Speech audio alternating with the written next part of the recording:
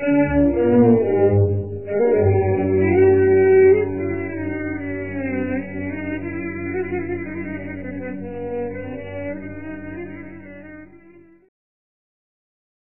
Abi Hurairah radhiyallahu anhu anna rajulan qala lin Nabi sallallahu alaihi wasallam ausini qala la taghdab faraddada miraran qala la taghdab rawahu Bukhari.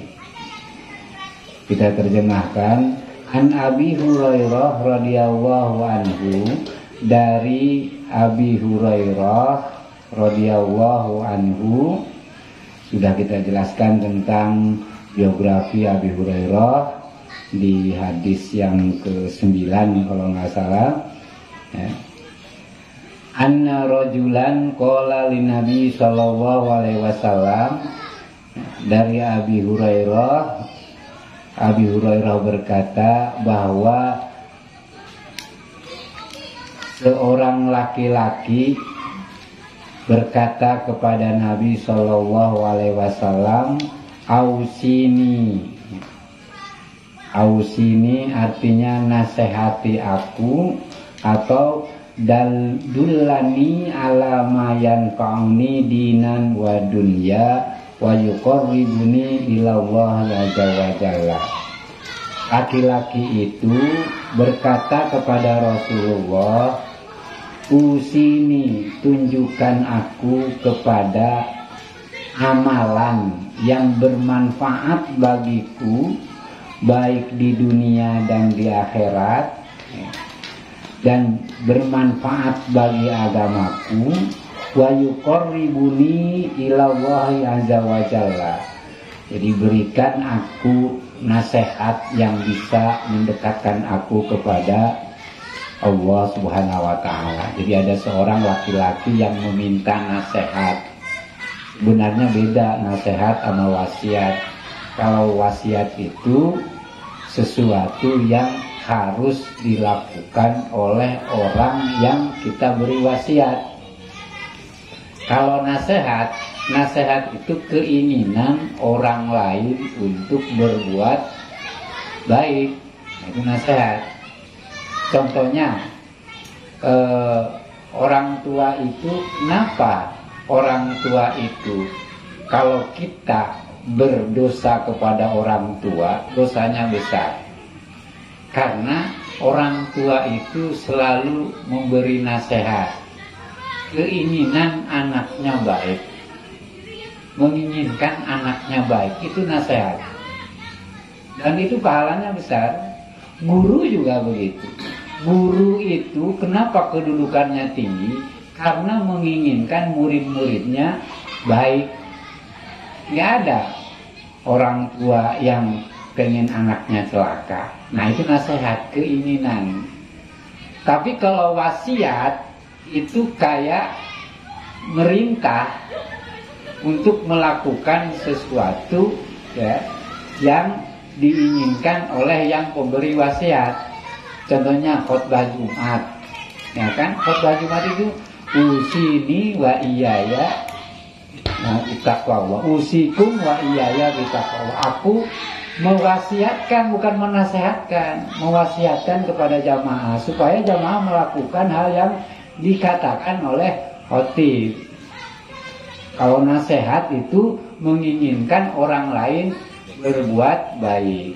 Contohnya kan kemarin sudah kita ceritakan kan tentang kalau nggak salah itu Abu Muslim apa siapa sahabat Rasulullah yang ditanya, yang kalau dia datang ke masjid, kata Rasulullah itu orang calon penghuni surga. Setiap datang ke masjid dikatakan oleh Rasulullah kepada sahabat, tuh lihat orang yang calon penghuni surga. Setiap datang lagi ketiga kalinya, orang itu kata Rasulullah, tuh lihat orang yang calon penghuni surga. Akhirnya ada sahabat yang bertanya kepada orang itu, kenapa Abu Muslim orang itu, kamu dikatakan calon penghuni surga? Oh saya cuma satu Padahal kamu sholatnya biasa aja, puasanya juga biasa aja. Tapi kenapa Rasulullah mengatakan bahwa kamu itu calon penghuni surga? Oh, ternyata saya itu selalu menginginkan orang Muslim itu baik, dalam keadaan baik. Saya enggak pernah menginginkan orang Muslim itu celaka atau rugi. Nah itu nasihat namanya, beda dengan wasiat. Jadi, nah orang ini bertanya kepada Rasulullah, meminta wasiat kepada Rasulullah untuk diberi amalan yang membuat dia, yang amalan tersebut bermanfaat baik di dunia dan di akhirat. Rasulullah bersabda, la taghdab, jangan marah. Hanya itu aja jawaban Rasulullah. La taghdab. Orang itu ngulang lagi, ya Rasul, sini nasihati saya atau beri wasiat saya. Orang itu kan farod dada miroron, makanya orang itu katanya kan mengulangi ketiga kali. Tapi Rasulullah tetap menjawab la taghdab, la taghdab 3 kali. Nah ini berarti pentingnya jangan marah sampai Rasulullah tetap menjawabnya la taghdab, la taghdab, la taghdab. Nah ada yang mengatakan bahwa laki-laki yang bertanya itu Sofyan bin Abdullah As-Saqafi, wakila Abdullah bin Umar, wakila Abu Darda. Ada yang mengatakan Abu Darda, laki-laki yang bertanya itu. Ada Abdullah bin As-Saqafi, ada Abdullah bin Umar. Nah, sekarang perkataan apa itu dengan la taghdab, jangan marah. Nah, marah itu sendiri adalah, ya kan? Kita di sini sebelum kita mengatakan jangan marah, apa itu marah? Ya, marah di sini adalah wal ghadab, katanya wal ghadab saurani damul qalbi wa ghulyanihi inda tawajjuhi makruhin ila syakhsin. Ghadab itu adalah mendidihnya darah di dalam dada, ya kan?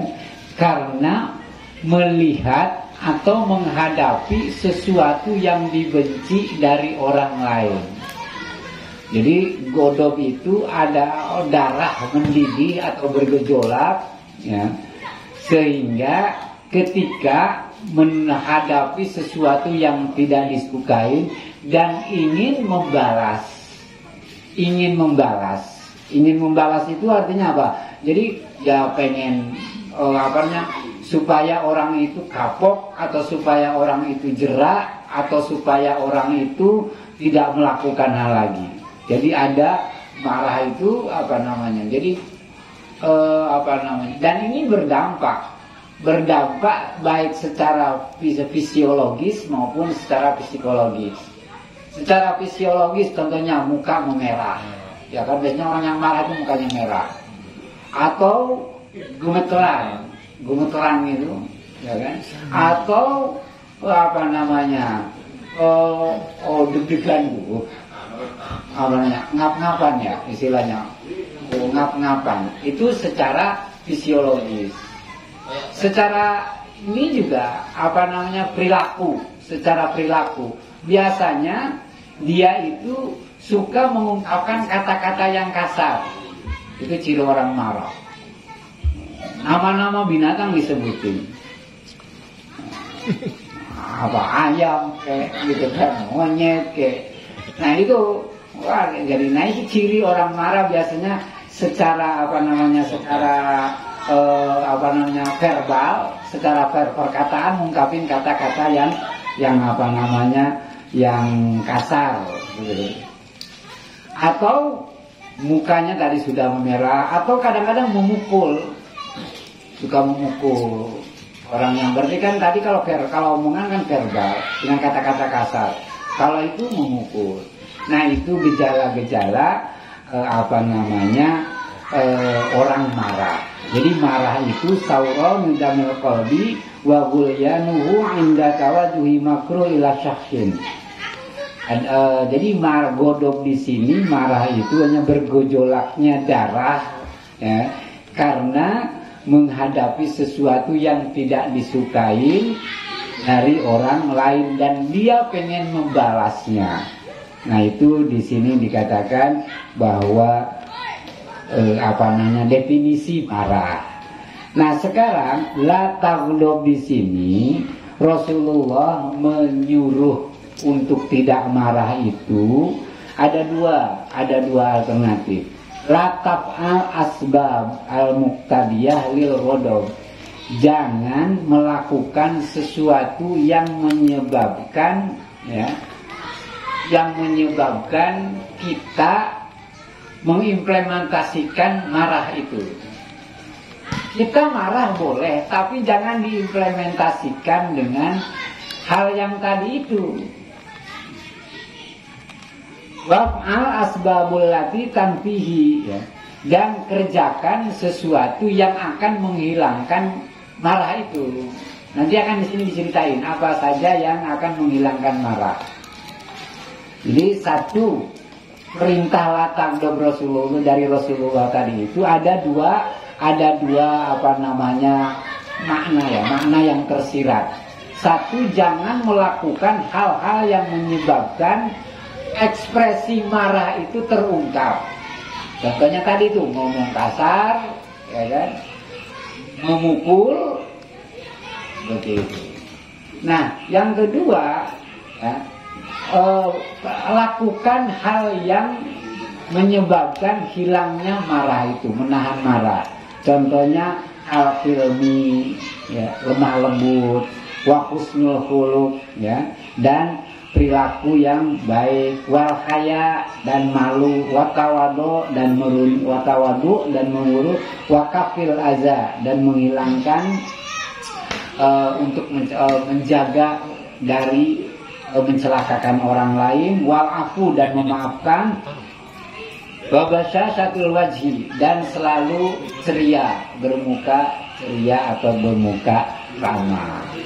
Jadi perintah Rasul ini ada dua makna. Satu, jangan mengekspresikan kemarahan. Yang kedua, hilangkan, jaga kemarahan itu dengan perilaku-perilaku yang membuat rasa marah itu akan hilang. Nah, jadi itu dampaknya marah. Jadi perintah marah. Kenapa Rasulullah melarang marah? Karena marah itu akan berdampak besar terhadap keimanan.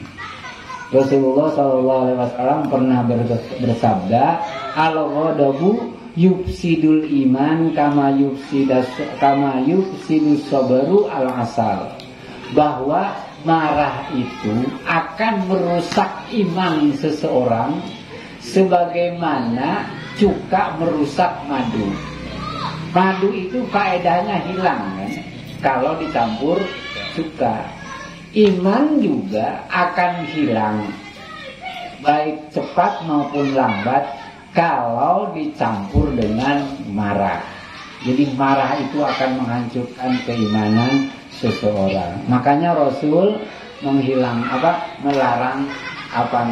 melarang kita marah. Bahkan di sini dikatakan bahwa Imam Ja'far Al-Baqir mengatakan al-ghadabu miftahu kulli syarr. Bahwa marah itu adalah kunci dari segala perilaku maksiat. Gara-gara marah orang menjadi dengki. Padahal orang mukmin itu tidak pernah dengki, dan orang dengki tidak termasuk orang mukmin. Al mukminu laisa bihaqun. Orang mukmin itu bukan orang yang pendendam. Orang pendendam itu bukan golongan orang mukmin. Nah itu dampak dari marah, kan? Orang marah jadinya suka ngomongin ghibah. Karena dia marah itu dia menggibah, menjelek-jelekan, bahkan menfitnah. Itu kan menghilangkan keimanan. Gara-gara marah dia akan dengki, bahkan membunuh. Kayak kasus yang 2 hari yang lalu di mana, di Palembang. Di Palembang ada sopir Gojek online ikut markirin mobil. Nah, terus yang tukang mobilnya itu kan ngasih uang 2.000. Itu sama tukang Gojeknya diambil. Tukang parkirnya marah. Tukang parkir yang standby di situ ribut berantem gara-gara duit 2.000, saling tusuk. Akhirnya tukang parkirnya apa Gojeknya yang kena tusuk. Itu hanya gara-gara 2.000. Dan marahnya lagi itu gara-garanya yang katanya sih karena tukang parkir tukang Gojeknya marah gitu. Tukang Gojeknya marah karena diludahin sama tukang parkir. Gitu. Makanya marah itu akan melahirkan bahkan pembunuhan seperti itu. Nah, itu makanya Rasulullah melarang kita untuk marah. Nah, sekarang di sini dijelaskan marah itu ada 2, ada marah Allah juga marah. Nah, Allah marah itu akan dengan cara dia membalas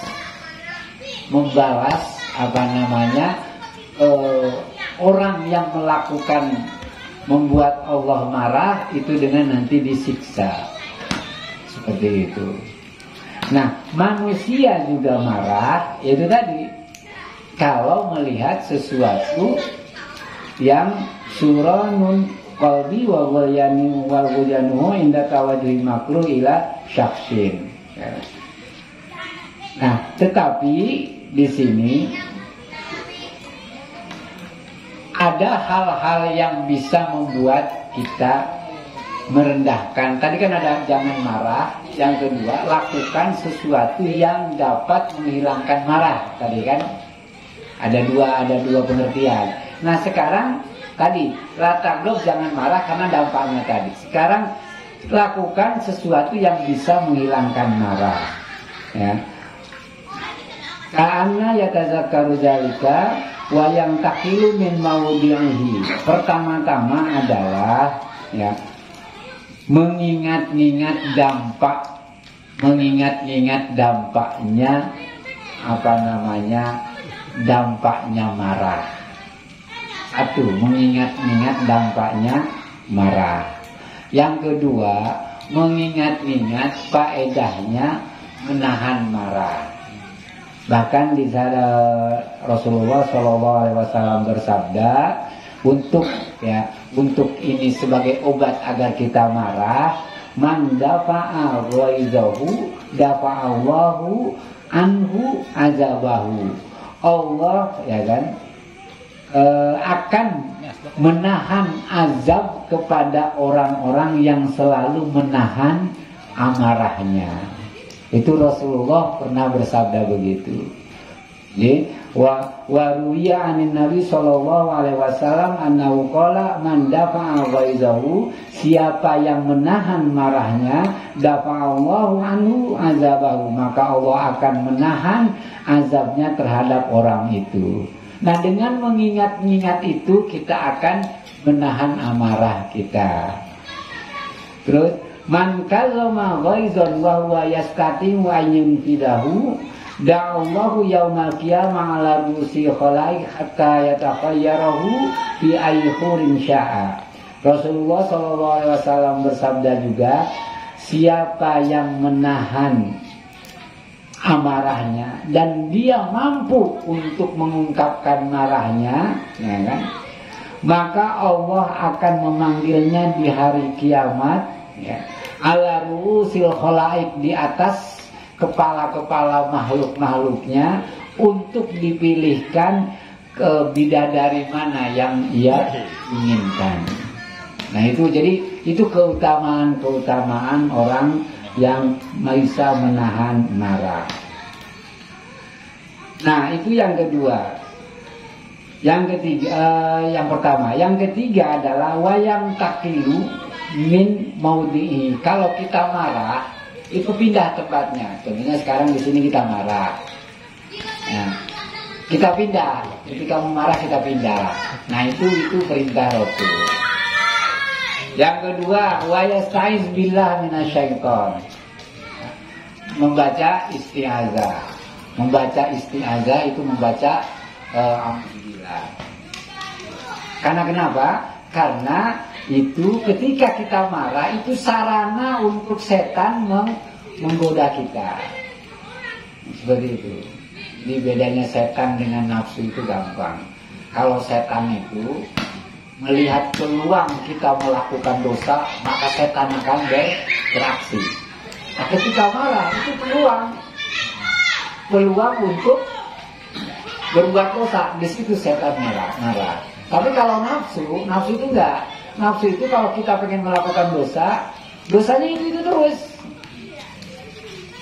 Contohnya kita pengen sesuatu yang kita beli, itu terus kita digoda, pengen beli lagi. Nah itu nafsu. Jadi cirinya nafsu itu hanya satu fokus.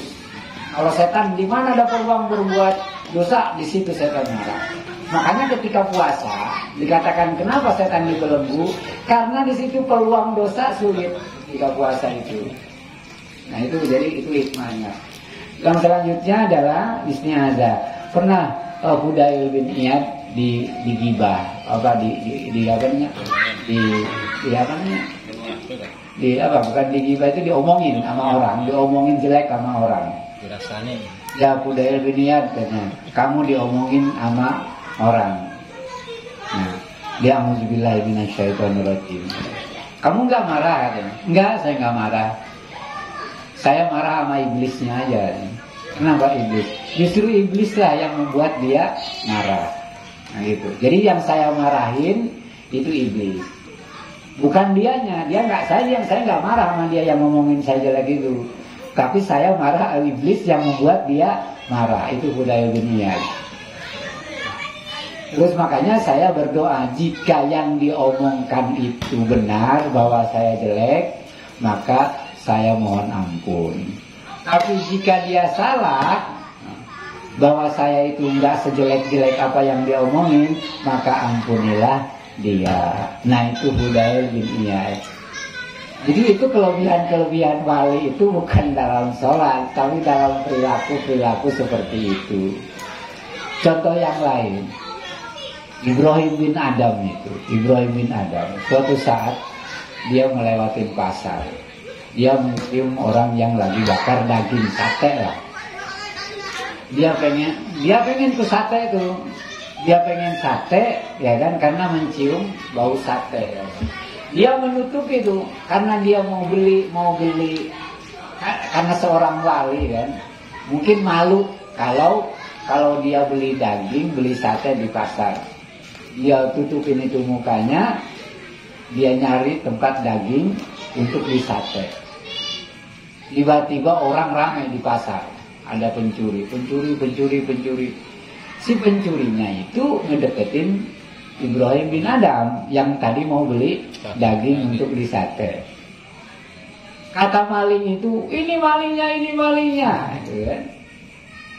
Padahal yang malingnya itu yang ngomong. Padahal karena Fudail bin Ibrahim bin Adam mukanya ditutupin karena malu mau beli. Wali kok ke pasar gitu kan, untuk beli sate lagi kan. Dipukulin tuh, dibawa sama polisi langsung dipukulin sama massa. Datang tuh, kalau kita mah komandannya ya, Kapolresnya lah atau Kapolseknya datang. Naik kuda, ditendang aja itu Fudail bin Iyad, Ibrahim bin Adam, ditendang pakai kaki. Habis itu pas dibuka tutup mukanya itu ternyata Ibrahim bin Adam. Dia minta maaf, ini saya udah menendang seorang wali. Terus ditanya, Ibrahim bin Adam, kamu kok nggak marah? Enggak, yang mukulin saya itu adalah Allah. Jadi saya malah senang dipukulin karena yang memukulin saya itu Allah. Karena kenapa? Karena saya tadi itu beli sate. Saya tadi dijerumuskan untuk dipukulin orang itu karena saya menunaikan nafsu saya untuk membeli sate seperti membeli daging. Jadi sampai seperti itu. Dia dipukulin, dia senang, saya malah senang. Karena yang memukulin adalah Allah. Karena saya tadi ke pasar ini dalam rangka menuruti hawa nafsu saya untuk membeli sate. Nah itu, jadi sampai seperti itu ada di sini diceritain tentang hal-hal yang berkaitan dengan kesabaran dan fadilah menahan marah. Itu tadi isti'azah. Yang selanjutnya untuk menahan marah adalah tadi isti'azah ya. Yang ketiga adalah berwudu atau mandi. Berwudu atau mandi. Ya. Karena kenapa? Karena di sini wa yaghtasilu aw yatawaddo. Hendaklah bermandi atau wudu. Karena api itu akan padam oleh air. Setan itu akan melemah dengan air wudu. Seperti itu. Kita teruskan. Nah, yang terakhir adalah untuk menghilangkan rasa marah adalah kalau kita kedudukannya berdiri, maka duduk. Kalau kita lagi duduk, maka masih marah, berbaring. Kalau berbaring masih marah, nyebur ya nggak ada yang rendah lagi kan. Ya sudah, kalau berdiri kita marah, ya duduk masih marah juga, berbaring. Nah terus kalau berbaring masih marah juga, ya kenapa? Ada hikmahnya. Hikmahnya apa? Kita itu kan diciptakan dari tanah. Cenderung kalau kita dekat dengan tanah itu menjadi tenang, karena kita kembali ke pangkuan kita berasal. Makanya ketika kita meninggal nanti itu kan kita dijepit sampai tulang rusuk yang kiri ada di kanan, tulang kanan itu saking rindunya tanah ke kita yang udah ditinggalkan kita, jadi kerinduan tanah terhadap kita yang udah meninggalkan tanah. Jadi semuanya itu gemes ya dirapetin. Nah itu makanya pasti semua orang merasakan, termasuk Ibrahim putra Rasulullah juga merasa kesakitan ketika dijepit oleh tanah. Terus bagaimana marah itu? Baik apa buruk? Marah bisa baik, bisa buruk. Nah, marah yang baik itu marah karena Allah. Marah karena Allah itu artinya bahwa kita marah kalau ada hal-hal yang berkaitan dengan agama. Kita harus marah. Contohnya Rasulullah SAW, ya kan? Karena Rasulullah SAW yaghdabu idza untuhikat hurumatillahi azza wa jalla. Rasulullah itu marah jika kehormatan Allah itu dilecehkan. Bahkan marahnya itu sampai mukanya merah, saking marahnya.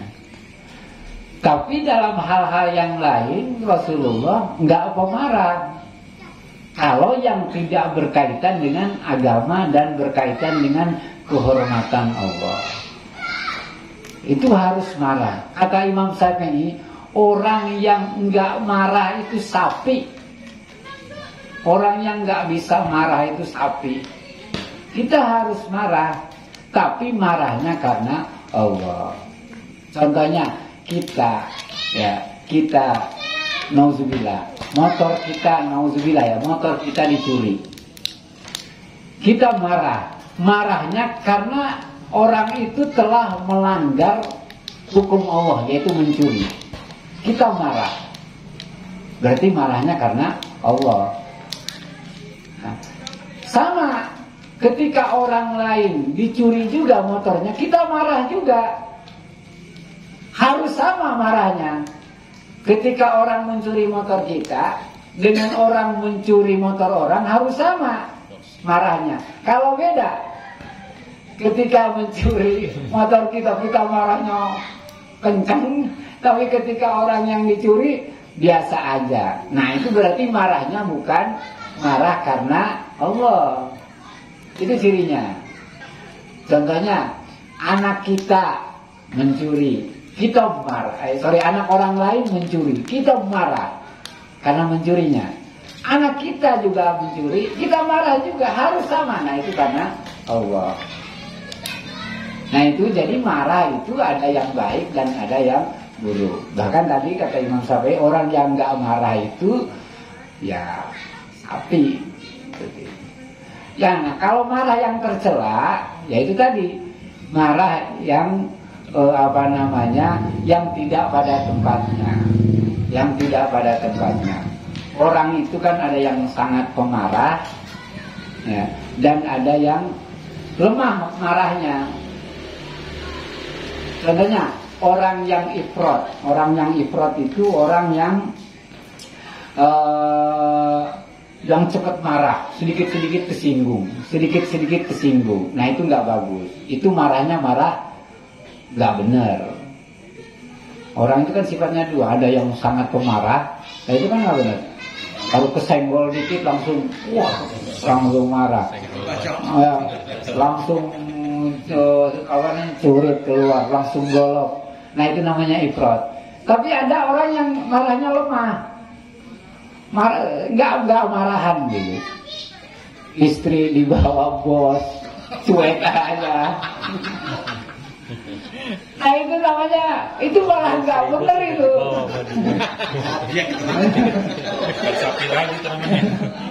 Itu namanya gayus itu. Dan orang yang seperti itu haram mencium bau surga. Terus apa lagi? Contohnya anak dibawa kabur 2 hari sama orang, malah diem aja, malah ketawa-ketawa. Nah, itu gayus namanya. Orang yang tidak punya cemburu, rasa marah, dan itu nggak boleh. Ya, jadi nggak marah juga, ya, marah yang berlebihan juga nggak boleh, nggak pemarah juga nggak boleh. Ya, jadi marah itu mesti pada tempatnya, dan itu Nabi yang paling pemarah itu adalah Nabi Musa. Nabi Musa itu terkenal pemarah. Tapi hebatnya Nabi Musa itu justru Nabi pemalu. Kan di dalam Al-Quran pernah diceritakan kan, bahwa ketika Nabi Musa pergi ke Gunung Tursina selama 40 hari, dia turun, dia melihat umatnya lagi nyembah patung, ya.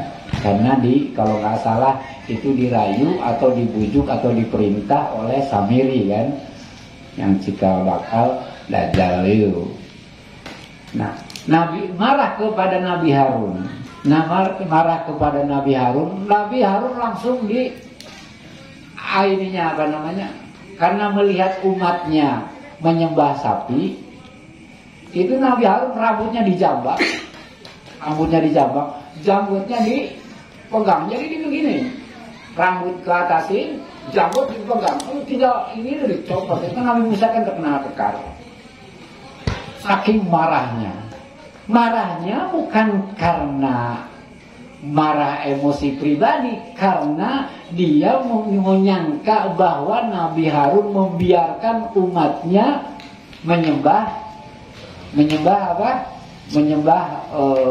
sapi waktu itu, patung sapi. Padahal Nabi Harun itu nggak ada niat untuk membiarkan, dia takzim kepada Nabi Musa. Kalau saya melarangnya, nanti orang malah secara politis nanti kan disangkanya mecah-mecah. Jadi ada kewenangan-kewenangan secara ini hanya kewenangan Nabi Musa gitu kan, yang akan melarang ini. Kalau saya nanti orang cenderung nanti malah berkiblat kepada saya. Ta'ziman. Cuman Nabi Musa saking marahnya langsung dijambak rambutnya, dipegang janggutnya begini. Sampai marah seperti itu. Itu Nabi Musa. Bahkan ketika cerita di surat Al-Kahfi itu, di surat Al-Kahfi itu kan Nabi Khidir ya. Nabi Khidir itu ketika melihat perahu, ketika lihat orang mau nyebrang, terus perahunya ditenggelamkan kan oleh Nabi Khidir, itu Nabi Musa marah itu. Gak main-main Nabi Musa marahnya. Langsung dipegang kaki Nabi Khidir, diginiin, kan badannya besar, Nabi Khidir mungkin kecil, jadi kakinya diginiin, mau dilemparin ke laut. Akhirnya dicegah oleh Yusha, Nabi, kalau nggak salah waktu itu Yusha. Jangan seperti itu Musa katanya.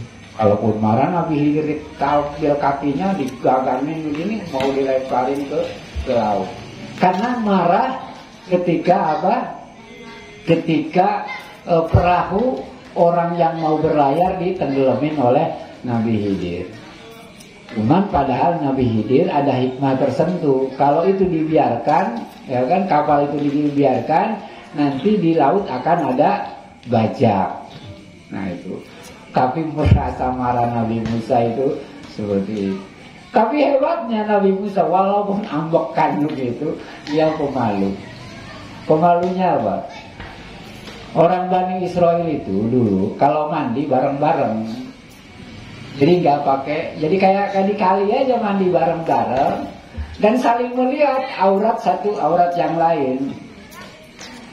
Nah Nabi Musa nggak mau, Nabi Musa nggak mau mandi bareng gitu karena takut kelihatan. Nah ini jadi terus menerus Nabi Musa nggak mau mandi. Suatu saat mandi, ya, suatu saat mandi, yang lain mandi di sungai, dia mandi di belakang batu. Mandi di belakang batu, batunya iseng gitu kan, mungkin batunya iseng. Ketika Nabi Musa buka baju, ya, bajunya ditaruh di batu, batunya lari di jalan. Akhirnya kan dikejar tuh, batu, apa namanya? Itu baju saya. Jadi dikatakan kan, walamma intaha ilal hajar, ya kan, katanya. Korban uryanan ahsana ma khalaqallahu, ya.